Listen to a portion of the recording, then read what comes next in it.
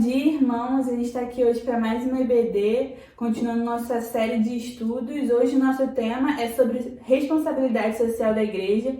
E antes de a gente começar entrando de verdade no tema, eu vou pedir para minha mãe orar para a gente começar. Bom dia, irmãos. Vamos orar então. Pai, em nome de Jesus, nos colocamos diante de Ti para Te clamar, Senhor, para pedir que o Senhor mesmo esteja conosco, nos abençoando, dando a nós, ó Pai, a iluminação necessária para compreender aquilo que a Sua palavra diz.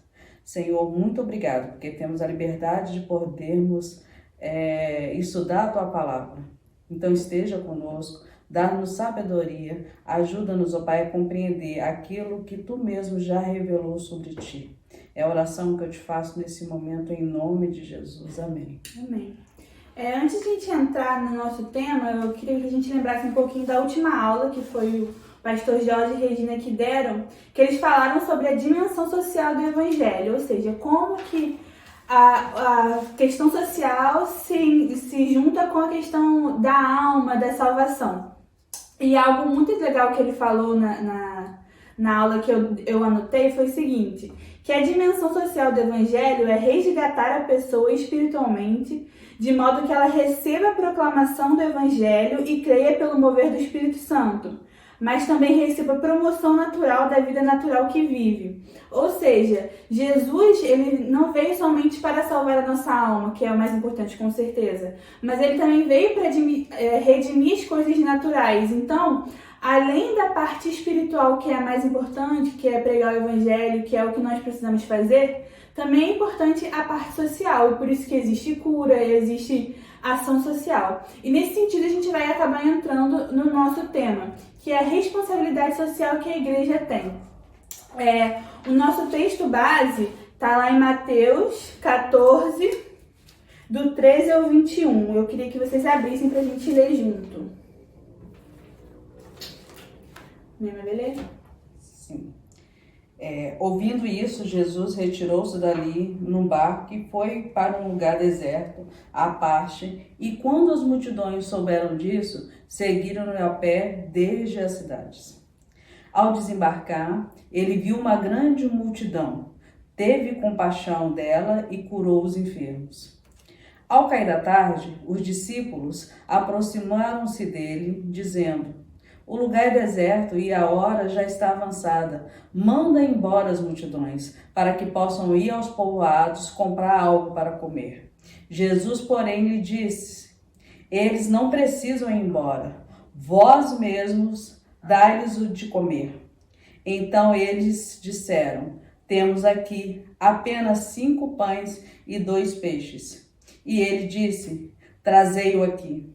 Depois de ordenar que as multidões se sentassem na grama, tomou os 5 pães e os 2 peixes, ergueu os olhos aos céus, abençoou-os e partiu os pães. Depois os entregou aos discípulos e eles os entregaram às multidões. Todos comeram e se fartaram, e recolheram-se 12 cestos com os pedaços que sobraram. Os que comeram foram cerca de 5.000 homens, além de mulheres e crianças. Nesse texto a gente vê Jesus tendo compaixão das multidões. Então a gente fica claro aqui como Jesus sendo o nosso modelo de que se ele teve compaixão pelas multidões, nós também devemos ter essa compaixão. E a gente vê aqui que a multidão estava carente de algo material, ou seja, as pessoas estavam com fome, estava todo mundo reunido ali, ouvindo de Jesus, e as pessoas ficaram com fome. Imagina você sentado ouvindo uma pessoa falar por várias horas e não estando perto da sua casa, a fome bate. E acontece que os discípulos falaram: Jesus, como é que a gente vai fazer? Manda o pessoal embora porque a gente não tem como alimentar essa galera toda.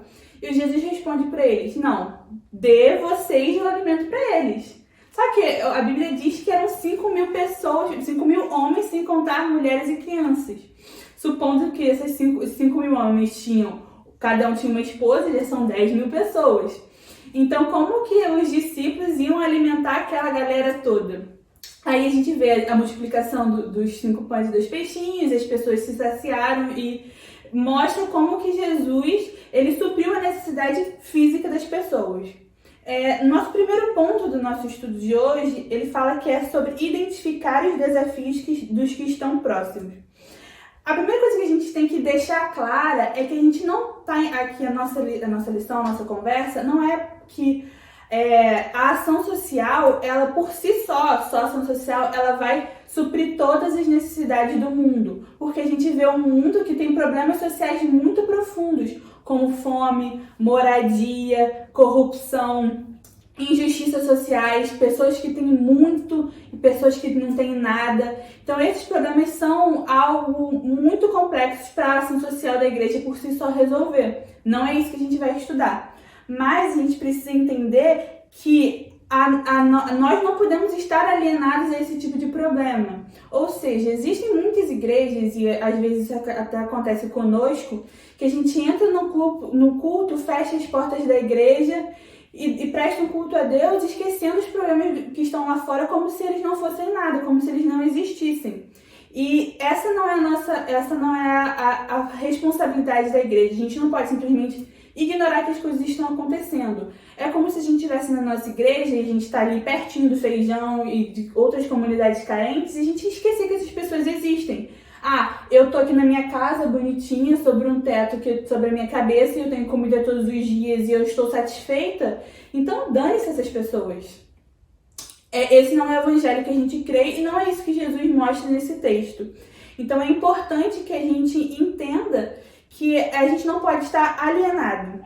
E só um ponto que me chama a atenção nesse texto base, né, que a gente está estudando, no versículo 16, quando Jesus diz para os discípulos, eles não precisam ir embora, vós mesmo dá-lhes o de comer.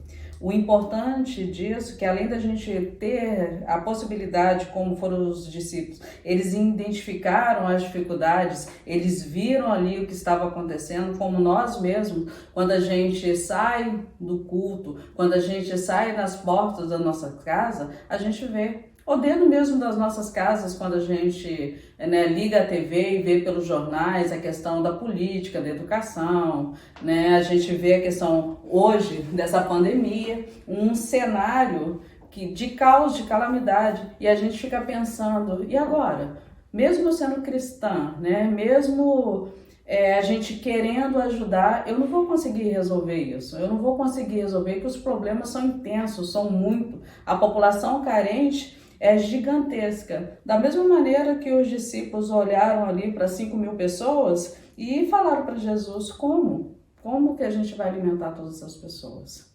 E Jesus disse para eles, dai vocês mesmos o que comer.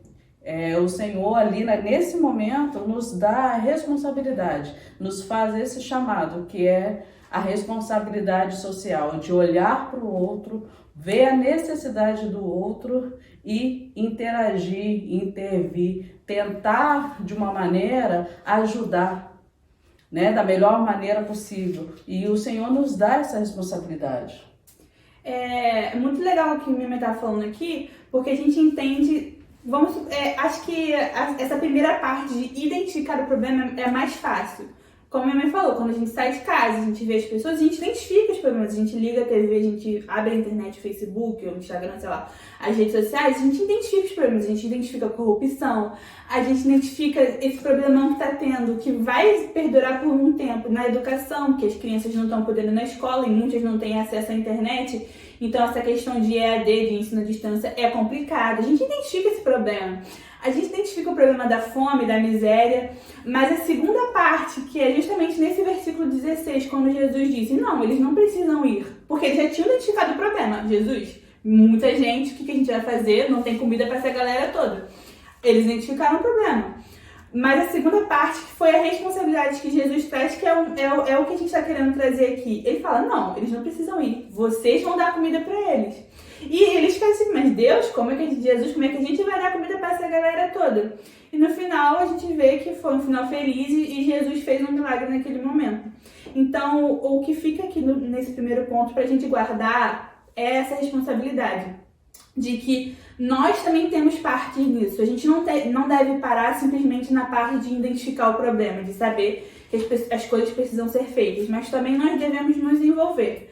É óbvio que essas questões sociais também fazem parte das responsabilidades do governo. O Estado, ele precisa prover moradia, educação para todas as pessoas. Saúde. A gente sabe que isso não acontece de forma efetiva para todo mundo. Então, onde o Estado falha é onde nós como igreja precisamos entrar. Dentro das favelas, para as pessoas que estão realmente necessitando, pessoas que são esquecidas pela sociedade. Então, essa é a nossa responsabilidade, ir onde a sociedade não está indo. Então, agora a gente vai entrar no nosso ponto 2, que é compartilhar recursos de maneira altruísta. Acho que toda vez que a gente começa falando sobre recursos e compartilhar recursos, a gente pensa em dinheiro, é a primeira coisa que vem na nossa cabeça. Mas, na verdade, recursos são muito além de somente dinheiro. A gente pode falar sobre recursos intelectuais, como, por exemplo, conhecimento. Então, se você sabe muito português, você pode compartilhar com alguém, dando algum tipo de reforço escolar, algo do tipo. Ou então, por exemplo, minha mãe é advogada, ela pode dar assistência jurídica para alguém que esteja precisando. Ou então, um psicólogo pode dar uma consulta. Então, recursos, eles vão muito além do dinheiro, que é o que a gente mais ouve falar. E falando em compartilhar de maneira altruísta, o maior exemplo que a gente pode falar e identificar na Bíblia, no Novo Testamento, é a igreja primitiva. E para isso, para a gente falar um pouquinho sobre a igreja primitiva e como eles funcionavam, eu queria que a gente estivesse abrindo nossas Bíblias em Atos, capítulo 2, dos versículos 42 até o 47, que minha mãe vai ler pra gente. A partir do versículo 42 diz assim: E eles perseveravam no ensino dos apóstolos e na comunhão, no partir do pão e nas orações. Em cada um havia temor, e muitos sinais e feitos extraordinários eram realizados pelos apóstolos. Todos os que criam estavam unidos e tinham tudo em comum. Vendiam suas propriedades e bens e os repartiam com todos, segundo a necessidade de cada um. E perseverando de comum acordo todos os dias no templo e partindo pão em casa, comiam com alegria e simplicidade de coração, louvando a Deus e contando com o favor de todo o povo. E o Senhor lhes acrescentava a cada dia o que iam sendo salvos. Aqui nesse texto a gente vê uma comunidade que compartilhava tudo. Aqueles que tinham as suas necessidades, elas eram supridas, aqueles que tinham algo para vender, eles vendiam e compartilhavam comidas e dinheiro. E a gente identifica aqui que eles se dedicavam realmente a esse compartilhar com os irmãos. E algo que é importante a gente frisar aqui também é que era de acordo com a própria necessidade, ou seja, é necessário que a gente compartilhe as nossas necessidades para que as outras pessoas entendam quais são as nossas necessidades. Porque muitas vezes a gente acaba ficando quieto quando a gente está precisando de alguma coisa e ninguém é adivinho para saber que a gente está necessitando de algo. Então, algo que na igreja primitiva, na igreja de Atos 2, que era muito importante, é que as pessoas sabiam das necessidades umas das outras e por isso que elas conseguiam compartilhar aquilo que elas tinham. Fala aqui que eles vendiam as propriedades e distribuíam a cada um conforme a sua necessidade. E todos os dias eles continuavam a se reunir no pátio do templo e partiam o pão em suas casas e juntos participavam das refeições com alegria e sinceridade de coração. Essa parte da sinceridade de coração também é importante porque eles não compartilhavam as coisas simplesmente porque eles tinham que compartilhar, mas sim porque eles estavam felizes em compartilhar. E algo que eu tenho pensado bastante e refletido, e até essa semana eu estava com uns amigos fazendo uns estudos, a gente estava falando sobre motivação, sobre adorar a Deus e tal, e uma das partes de adoração a Deus foi sobre a motivação do coração. E quando a gente fala aqui sobre compartilhar de maneira altruísta, a gente pode falar um pouco sobre motivação do coração, porque a nossa motivação precisa ser alegre e precisa estar no lugar certo. A gente não pode compartilhar algo simplesmente porque a gente deve. A gente tem essa responsabilidade, a gente está falando sobre responsabilidade hoje. Mas essa responsabilidade não é algo ruim. A gente não pode tratar isso como uma mera obrigação, mas precisa haver uma real sinceridade de coração, uma gratidão a Deus por poder compartilhar com os irmãos. Quando a Juliana fala em gratidão a Deus, é exatamente isso que nos faz ser altruístas. Nós, como cristãos, a gente tem que perceber a nossa realidade, realmente olhar para o lado, ver os nossos irmãos, olhar para os outros que estão fora e na hora de repartir, de dividir, a gente ter em mente aquilo que o Senhor Jesus fez por nós, né? O sacrifício dele na cruz, aquilo que ele fez, a nossa salvação, né? Que nós não merecíamos, nós não tínhamos nada para oferecer e mesmo assim, por amor, ele veio, né? Se sacrificou, morreu por nós, nos deu vida eterna. E a nossa maneira que nós temos, não de retribuir, que jamais conseguiríamos retribuir, mas uma maneira de louvá-lo e agradecer, ter o coração grato e dividir, olhar para os nossos irmãos ao lado e poder compartilhar e poder ajudar, né? Da mesma maneira que nós não merecemos, e o Senhor Jesus fez por nós, a gente também tem que ter esse coração grato que nos faça olhar para o irmão e compartilhar também com eles as coisas que são necessárias, as coisas que nossos irmãos precisam. E o que Juliana disse é muito importante, os irmãos também. Eu sei que quando as pessoas estão com uma certa dificuldade, existe uma barreira que é a vergonha de falar, a gente não quer, né? Muitas vezes a gente não quer se expor, mas irmãos, não tem como as pessoas adivinharem. É necessário que os irmãos entendam que precisa ser dito. Procure um irmão que seja confiável, um irmão que você sabe que possa lhe ajudar e compartilhe a sua necessidade, compartilhe a sua dificuldade que você está passando, dê a oportunidade para os outros irmãos te ajudarem. Vai ser bênção na sua vida, mas é bênção também para aqueles que ajudam. Quando a gente está falando aqui também sobre recursos, eu falei um pouquinho sobre existem outros tipos de recursos que não somente dinheiro. Aqui no nosso estudo ele traz um outro questionamento, ele fala que o grande problema nas igrejas e entre os cristãos é a dureza de coração. Muitas vezes a gente até identifica o problema, a gente vê que está errado ou que alguma coisa precisa ser feita, mas a gente acaba se endurecendo. Talvez por ver muitas notícias, a gente vê muitas injustiças, a gente vê corrupção.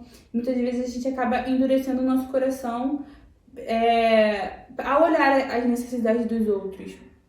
E é importante que a gente entenda que não é doando R$1.000 sempre que eu vou estar sendo grato a Deus. Talvez se eu doar R$2, eu esteja sendo muito grato a Deus porque é isso que eu posso naquele momento. E assim como Jesus ele multiplicou os pães e peixes nesse texto, nosso texto base que a gente leu, ele pode multiplicar os recursos que nós temos e que nós conseguimos compartilhar. Assim como ele pode multiplicar e abençoar a vida de alguém se eu ajudar dando algum tipo de curso, ministrando na vida da pessoa de uma outra forma, e aquela pessoa possa se desenvolver sozinha e talvez num futuro ela seja uma pessoa de sucesso. Então existem muitas formas de compartilhar recursos sem ser somente a parte financeira.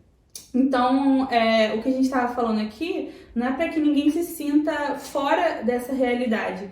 É justamente o contrário, é para a gente entender que todos nós conseguimos compartilhar de alguma forma, seja ela com dinheiro, seja ela com outro tipo de recurso, ou recurso intelectual, ou qualquer coisa que eu tenho certeza que nós não faltamos em recursos na nossa igreja. Nós somos muito inteligentes, eu acredito nisso. E várias pessoas têm diversos tipos de inteligência, não só inteligência intelectual, mas tem gente que toca muito bem, pode ensinar um instrumento. Tem pessoas que fazem obra muito bem, que são arquitetos ou, sabe, outros tipos de coisas que talvez a gente nem identifique, a gente nem saiba. Um exemplo que minha mãe sempre fala aqui em casa é sobre a Eulália, que dá o curso de artesanato de pintura, que é um tipo de inteligência que pode abençoar a vida de muitas outras pessoas e que tem sido feito na nossa igreja há muitos anos. Muitas pessoas nem sabem que existe esse curso, mas que já, ao longo dos anos já ajudou muitas pessoas. Então, a gente quer aqui incentivar não só o compartilhamento em questões financeiras, mas também nesses outros tipos de recursos humanos que a gente pode fazer e que é importante também, tão importante quanto o recurso financeiro. E além de compartilhar, a gente volta um pouquinho no item anterior que nós falamos, que é identificar. E nem sempre a necessidade que a pessoa tem é questão de alimento ou de vestuário. A pessoa pode estar necessitada de um abraço, de um carinho, de uma atenção, né? Juliana tocou aqui no curso que Eulália dá ao longo dos anos na igreja. Além de ajudar mulheres a ter conhecimento de artesanato, de pintura, e isso pode render uma renda, né, para as famílias, esses tipos de curso também faz com que a pessoa tenha um ganho psicológico muito grande, que a pessoa se torna útil, passa a se sentir útil, né? Quantas pessoas que passam pelos bancos da nossa igreja se sentem inúteis? E o próprio Senhor Jesus aqui no texto diz, né, para os discípulos, dê vós mesmo que comer. Todos nós somos úteis, todos nós temos uma possibilidade de aprender e de ensinar outras pessoas. Isso aí, então, que fica para casa, que fica para a gente guardar no nosso coração desse segundo ponto, é que a gente tem muito mais recursos do que apenas dinheiro para compartilhar. E esse recurso precisa ser compartilhado com sinceridade de coração, com gratidão a Deus, entendendo qual é a motivação por trás disso, entendendo de que porque Jesus me salvou e eu não merecia, e é por isso que eu faço isso para outras pessoas, é por isso que eu compartilho o que eu tenho com outras pessoas. Então, essa é o que a gente precisa guardar desse segundo ponto. E a gente também tem que considerar que às vezes a gente olha para o nosso recurso, acha que ele é tão pequeno, que é um recurso que seja praticamente significante. A gente volta para o nosso texto base, a gente vê a quantidade de pães e a quantidade pequena de peixes que tinham e o Senhor multiplicou. Quando há gratidão, quando há essa motivação no coração e a gente chama o Senhor Jesus para abençoar, com certeza Ele vai multiplicar aquilo que a gente tem a oferecer. Talvez a gente não vá consertar o mundo inteiro, mas de repente a gente vai conseguir, né, consertar o mundo a nossa volta, a volta de uma pessoa, contribuir para que a vida de uma pessoa melhore e muito. Porque às vezes a gente também acaba, isso que minha mãe tá falando me lembrou, a gente acaba querendo o maior número de pessoas, né? Eu preciso ir para a África alimentar a África. Algo que está muito distante. Não que isso não seja muito importante, é importante, mas talvez Deus esteja nos chamando para abençoar a pessoa que esteja colada na nossa porta, nosso vizinho ou alguém que já está na nossa comunidade e precisa. E isso é muito importante, assim como alimentar os famintos na África. Então, nada é pequeno demais, sabe? Nada é insignificante. Mas todos nós podemos ser úteis a Deus e podemos ser úteis socialmente falando na nossa comunidade com o que a gente pode. Porque eu creio que Deus nos deu essa capacidade. Agora a gente vai entrar no terceiro ponto, que é trabalhar de forma organizada. É importante que qualquer coisa que a gente faça, a gente se organize para isso, né? E algo que o texto de Mateus não cita, esse relato da multiplicação acontece em quase todos os evangelhos, mas algumas coisas que aparecem em um não aparecem no outro. E a gente falando sobre organização, minha mãe vai ler agora o texto de Lucas 9, no versículo 14, e a gente vai identificar um pouco como que eles se organizaram para que a distribuição dos alimentos fossem feitas. A partir do versículo 14 diz o seguinte: pois eram cerca de 5.000 homens, Então ele disse a seus discípulos: fazei-os sentar-se em grupos de 50. Eles assim fizeram, mandando que todos se assentassem. E, tomando os 5 pães e os 2 peixes, Jesus ergueu os olhos ao céu, abençoou-os e os partiu. Depois entregou-os aos discípulos para que os servissem à multidão. Todos comeram e ficaram satisfeitos, e dos pedaços que sobraram foram recolhidos 12 cestos. Aqui nessa observação que tem em Lucas e não tem em Mateus, Jesus dá uma orientação de que eles precisavam se organizar para que todas as pessoas conseguissem ser alimentadas. Vamos imaginar que estivesse numa multidão, vamos supor, vamos imaginar um Maracanã com um show de alguma banda, então tem aquela confusão, imagina ter que dar alimento para todas aquelas pessoas de forma que ninguém fique de fora. Se você não se organizar, ficaria complicado, né? Então, aqui a gente consegue extrair desse texto que a organização é muito importante. Além da motivação do coração e do compartilhar recursos, do recurso financeiro, do recurso intelectual, do recurso humano, é importante que a gente se organize também, não pode ser de qualquer forma. Então, Jesus deixa claro aqui pra gente esse ensino de que a gente é preciso haver uma organização para evitar que alguém fique de fora e também para evitar desperdícios, porque se num grupo tão grande, algumas pessoas fossem alimentadas e outras não, pode ser que muitas coisas tivessem sido desperdiçadas. E a gente vê aqui que as pessoas foram alimentadas até ficarem satisfeitas e ainda sobrou. Então a organização é muito importante para que os nossos recursos não fiquem escassos e a gente possa conseguir alcançar o maior número de pessoas possível e possa ser algo de maneira com qualidade, sabe? Não feito de qualquer forma. Um outro exemplo de organização que a gente vê no Novo Testamento está lá em Atos 6. A leitora da Bíblia oficial da nossa EBD de hoje vai ler o texto, que é do Atos 6, do 1 até o 7. Naqueles dias, crescendo o número dos discípulos, houve reclamação dos judeus de cultura grega contra os demais judeus, pois as viúvas daqueles estavam sendo deixadas de lado na distribuição diária de mantimentos. Em razão disso, os 12 convocaram a multidão dos discípulos e disseram: não faz sentido que deixemos a palavra de Deus e sirvamos à mesa. Portanto, irmãos, escolhei dentre vós 7 homens de boa reputação, cheios do Espírito Santo e de sabedoria, os quais encarreguemos desse serviço. Mas nós nos devotaremos à oração e ao ministério da palavra.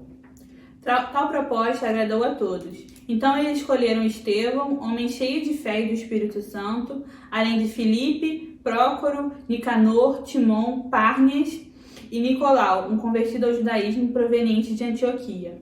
Apresentaram esses homens aos apóstolos, os quais oraram e lhes impuseram as mãos. Assim, a palavra de Deus se espalhava. Crescia rapidamente o número de discípulos em Jerusalém. Também um grande número de sacerdotes obedecia à fé.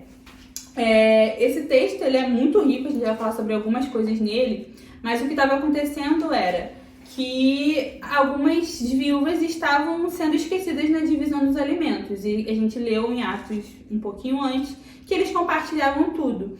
Então, algumas pessoas necessitadas estavam sendo esquecidas. Então, os apóstolos eles chegaram a uma conclusão: precisamos organizar isso aqui para que ninguém fique de fora. Só que a principal tarefa deles, dos 12, era falar da palavra de Deus. Então, o que eles pensaram? Precisamos de pessoas que sejam justamente para essa tarefa. E aqui surge o que a gente conhece hoje como diaconia. Esse é o texto do surgimento da diaconia. O que é um diácono? É um servo. Um servo, aí ele fala que escolheram 7 homens que eram cheios do Espírito Santo, de sabedoria, de boa reputação. E eles passaram para esses homens essa tarefa. Então, esses homens que a gente citou aqui foram os primeiros diáconos da igreja. Os organizadores de todo o trabalho. Exatamente. Da igreja. O serviço, então, é por isso que o serviço é relacionado à diaconia, porque são pessoas específicas para esse tipo de trabalho. Aqui a gente vê que, eu acredito que os apóstolos, os 12, eles tinham um bom coração e queriam fazer as coisas, mas eles precisavam dividir as tarefas. E para a coisa ficar mais organizada, foi criada a diaconia. Então a gente vê aqui um exemplo de que como é importante a organização para que ninguém fique de fora. Isso não quer dizer que os 12 eles não se importavam com esse tipo de trabalho. Não é isso. Tanto que eles falam que esses homens que foram escolhidos, eles precisavam ter boa reputação, ser cheios do Espírito, cristãos realmente verdadeiros. Porque também era um trabalho muito importante. Mas eles precisaram fazer essa divisão para que o trabalho de pregar a palavra do Senhor não ficasse negligenciado. Porque você imagina se todo o trabalho da igreja ficasse na mão do pastor. Ou seja, além de falar da palavra, de cuidar das pessoas espiritualmente falando, da gabinete, alguma coisa, essas coisas, ele ficasse responsável por toda a ação social, por levar as bolsas para as pessoas e cuidasse de todas as necessidades de todos os membros. A gente consegue imaginar que ele ficaria totalmente sobrecarregado.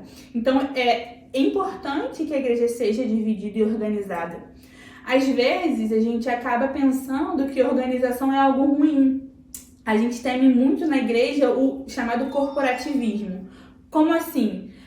Se eu dividir tudo e fizer uma organização, vai parecer que eu estou numa empresa. E não é isso que eu quero. Eu quero estar num outro tipo de comunidade. Mas a gente não pode temer a organização. A organização é necessária para que a gente alcance resultados, sabe? E a gente não pode ter medo disso e de falar sobre isso, de estruturar as coisas. É importante que a igreja seja dividida em departamentos e que cada um tenha uma responsabilidade para que juntos, em conjunto, a gente consiga levar o trabalho adiante. E foi exatamente o que aconteceu aqui. Mas o próprio texto que nós lemos anteriormente, Jesus, né, quando ele pede para as pessoas se assentarem nas gramas e dividi-las em grupo, era justamente para isso, para que o trabalho fosse mais eficaz, para que ninguém ficasse de fora e que não houvesse desperdício. Por isso é muito importante a organização de tudo que a gente faz na nossa comunidade de fé, na nossa igreja, com os nossos membros. A gente não pode sair fazendo de qualquer maneira, porque se a gente fazer de qualquer maneira, o trabalho vai ficar de qualquer maneira, vai ter desperdício. É esforço, é dinheiro e é recurso. E organização, o Senhor Jesus nos ensinou, né? No próprio texto base da lição, nos ensina isso, que nós devemos agir de forma organizada. E outra coisa importante desse texto também, que mostra o equilíbrio do trabalho. Fala aqui os apóstolos que eles ficariam encarregados da palavra e da oração, e os diáconos da organização, né? A gente vê ali que a ação social é importante, sim, mas a prioridade, a primazia é a palavra do Senhor, né? E tem que estar as coisas no mesmo patamar, no equilíbrio, porque senão a igreja vai deixar de ser uma agente transformadora da vida das pessoas espiritualmente, vai deixar muitas vezes de levar a palavra, né? E vai levar apenas a responsabilidade social como prioridade, e não pode ser, tem que haver um equilíbrio, como nós falamos lá no início. A gente, primeiro a palavra, a ação social, essa responsabilidade social é um complemento, né? Vem ali se ajustando, se equilibrando todo momento. Outra questão que o estudo traz também é que às vezes a gente se pega muito a instituição, a nossa própria denominação, e a gente acaba perdendo muitas oportunidades. Por exemplo, só na nossa rua e ali pertinho da nossa igreja, a gente tem várias igrejas evangélicas.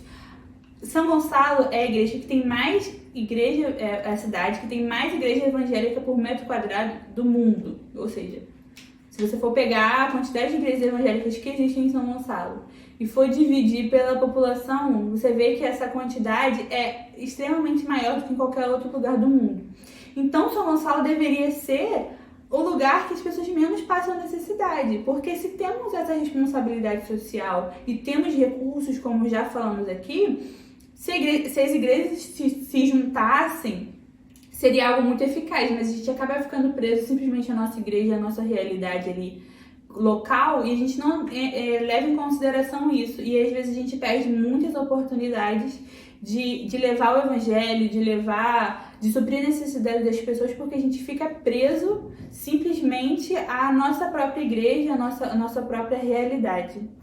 Na verdade, a responsabilidade social que a igreja tem é um grande desafio, né? Quando a gente olha para o mundo atual, para a nossa comunidade, além dos portões da nossa casa, da nossa igreja, a gente vê milhões de desafios. E como que a gente deve enfrentar esses desafios? A gente teve aqui nosso quarto ponto e último, é que a gente deve enfrentar esses desafios com fé e gratidão. São desafios reais e difíceis, a gente encontra resistência das pessoas, a gente encontra pessoas totalmente desanimadas, a gente encontra escassez de recursos, muitas vezes a gente quer ajudar algumas pessoas, a gente simplesmente não tem como. A gente encontra burocracia, às vezes a gente quer ajudar alguém, mas não consegue porque o Estado não permite algo desse tipo. Mas a gente precisa ter fé que Deus nos capacita, é Deus que nos capacita a ajudar as pessoas, a compartilhar. E gratidão, como a gente vem falando através desse estudo, é que nós precisamos ser gratos a Deus, porque Ele nos deu e porque Ele nos deu, nós conseguimos compartilhar com as pessoas. Eu acredito que não vai ser fácil, não é fácil compartilhar dessa forma, porque a gente acaba lidando com problemas das pessoas, com as dificuldades das pessoas, e isso não é algo tranquilo, é algo pesado, não só pesado financeiramente, pesado no bolso, mas pesado emocionalmente, porque a gente está lidando com vidas, mas a gente precisa sempre trabalhar o que a gente já tem falado aqui, que é a questão da motivação, da nossa gratidão, da nossa fé, e que a cada dia a gente possa pedir a Deus que nos fortaleça nesse sentido, para que a gente consiga realmente compartilhar com as outras pessoas. E sempre tem em mente também que primeiro dever é levar a palavra de salvação, e depois nós entramos com a responsabilidade social na mesma ordem, né, que a gente pode observar que foi feita no texto que foi lido. O Senhor dá a palavra de salvação e olha para as pessoas, a necessidade, a carência das pessoas, que são todos esses pontos que nós estudamos, né? Primeiro a gente deve identificar os desafios que estão próximos, compartilhar de maneira altruísta, sem esquecer da organização, né? E enfrentar os desafios com fé e com gratidão, Senhor.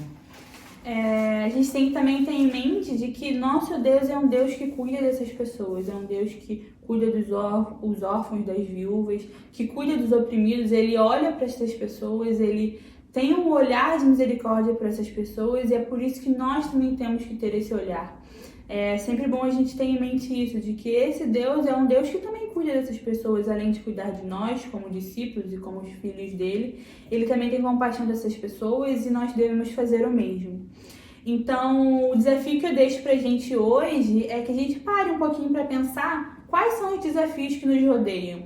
Não só desafios sociais no sentido de dinheiro, mas também outros tipos de recurso. O que eu posso fazer para ajudar? Procure a gente, procure o pastor. Poxa, pastor, eu tenho essa habilidade aqui que eu acho que eu conseguiria dar um curso, eu conseguiria compartilhar com outras pessoas, porque eu sei que dessa forma eu consigo ajudar, talvez não seja com dinheiro, mas seja com o meu tempo, eu posso doar meu tempo.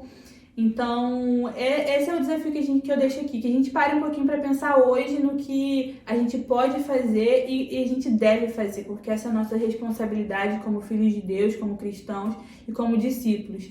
Lembrando que ser discípulo, além de pregar a palavra, que é o mais importante, que é mostrar quem Jesus é, o que ele fez, é também suprir a necessidade das pessoas. Não adianta nada eu chegar para uma pessoa falando Jesus te ama se a barriga dela tá roncando. Então, às vezes a gente precisa atender uma necessidade mais urgente, que é prática, para que os corações sejam mais abertos e a gente possa realmente viver em comunidade, e que a cada dia a nossa igreja também seja como a igreja de Atos, e que a gente possa parar de contar e ir contando cada vez mais as pessoas que vão se chegando a nós, porque somos realmente uma comunidade que compartilha do amor de Deus, o amor de Deus não só espiritual, vamos dizer assim, que é de salvação, mas também é um amor de gratidão financeira, de gratidão intelectual. Então, que as pessoas lá fora consigam, e as pessoas aqui dentro também consigam identificar em nós esse tipo de igreja, que eu acredito que é isso que nós precisamos e devemos ser. Então, gente, é isso. Para encerrar, eu vou orar para que Deus nos abençoe. Muito obrigada por estar conosco aqui nessa manhã. E vamos orar então. Senhor, estamos aqui em Tua presença para Te agradecer por essa conversa que a gente teve. Muito obrigada, Senhor, pelo alerta, que a gente possa cada dia entender nossa responsabilidade como cristãos. Que a gente consiga, Senhor, trabalhar na nossa motivação, que o Senhor coloque em nós a motivação correta para ajudarmos as pessoas, entendermos, ó Pai, porque o Senhor fez por nós, nós devemos fazer por outras pessoas. Nós não merecíamos a salvação que o Senhor nos deu, mas Jesus, mesmo assim, Ele se entregou por nós, e por gratidão a Ti, nós queremos nos doar para outras pessoas.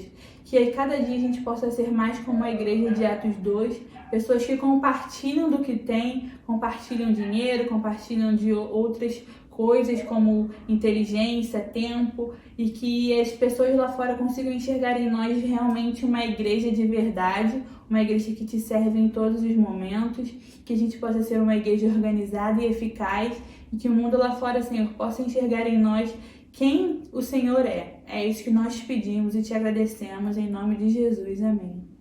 Amém. Beijos, irmãos. Até o próximo estudo. Um domingo abençoado para todos.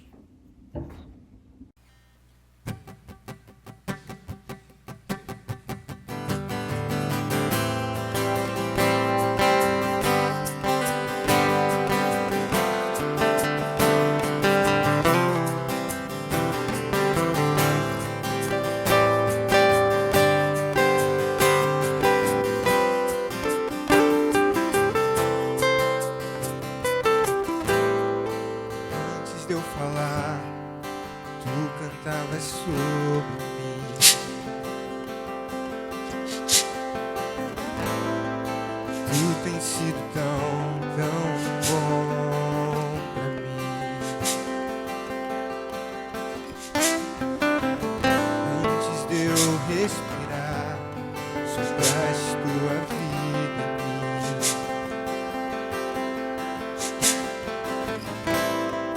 Tu tens sido tão bom pra mim. Oh, impressionante, infinito, ousado amor de Deus. Oh, que deixas 99 só pra me encontrar. Não posso comprá-lo, nem merecê-lo, mesmo assim se entregou. Oh, impressionante, infinito, ousado amor de Deus.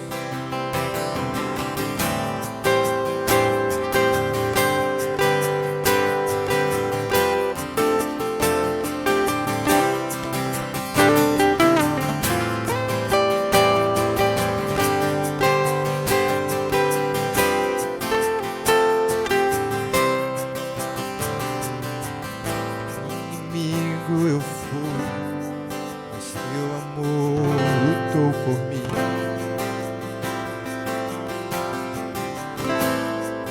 Tu tens sido tão bom pra mim. Eu não tinha valor, mas tudo Ele pagou por mim.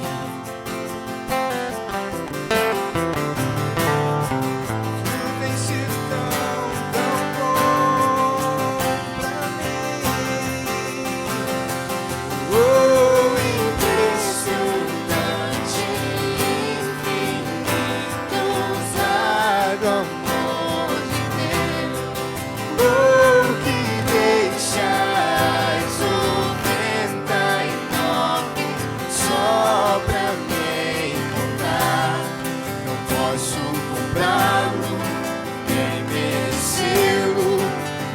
mesmo assim se entregou. Oh, impressionante, infinito, santo amor de Deus.